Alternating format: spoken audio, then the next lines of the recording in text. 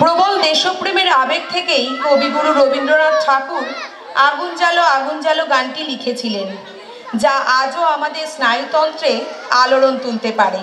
তাই কবিগুরুর সেই গানের উপর নৃত্য পরিবেশনের মধ্য দিয়ে আজকের অনুষ্ঠানের শুভ সূচনা করা হচ্ছে। অংশগ্রহণে পঞ্চম শ্রেণীর ছাত্রীবৃন্দ।